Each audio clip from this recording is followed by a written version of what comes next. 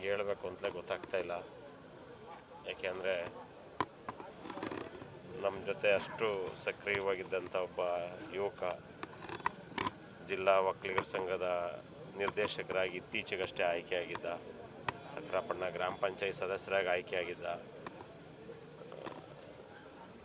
ಅವರ ಕುಟುಂಬಕ್ಕೆ ಎಷ್ಟು ದುಃಖ ಆಗಿದೆ, ಅದಕ್ಕಿಂತ ಜಾಸ್ತಿ ನಮ್ಮ ಕಾರ್ಯಕರ್ತರಿಗೆ ಮತ್ತು ಎಲ್ಲ ಈ ಊರಿನ ಅವನ ಅಭಿಮಾನಿಗಳಿಗೆ ದುಃಖ ಆಗಿದೆ ಅಷ್ಟೇ. ಯಾಕೆಂದರೆ ತುಂಬ ಜನಾನುರಾಗಿ ಯುವಕ, ಚಿಕ್ಕ ವಯಸ್ಸಿನಲ್ಲೇ ದೊಡ್ಡ ಸ್ಥಾನವನ್ನು ತಾಂಡಿದ್ದ. ಆ ದೇವರಿಗೆ ಇವನ ಮೇಲೆ ಏನು ಕರುಣೆ ತೋರ್ಸೋಕ್ಕಾಗಲಿಲ್ಲ.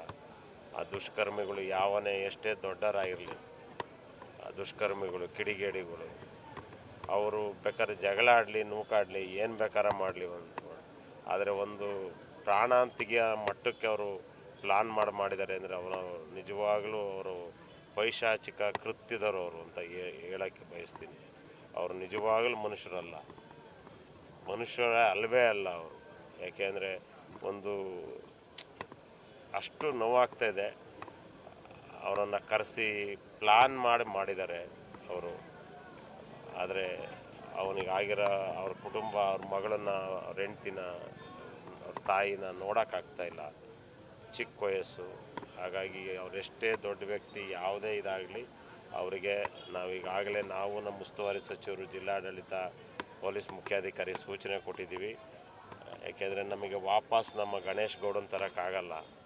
ಆದರೆ ಅವನಿಗೆ ಮಾಡಿರೋ ಕೃತ್ಯ ಇದೆಯಲ್ಲ, ಅವ್ರು ಯಾರು ಮಾಡಿದ್ದಾರೆ ಅವರಿಗೆ ಸರಿಯಾದ ಶಿಕ್ಷೆಯನ್ನು ಕೊಡಿಸೋಂಥ ಕೆಲಸವನ್ನು ಸರ್ಕಾರ, ಪೊಲೀಸ್ ಇಲಾಖೆ, ನ್ಯಾಯಾಲಯ ಮಾಡಲೇಬೇಕು.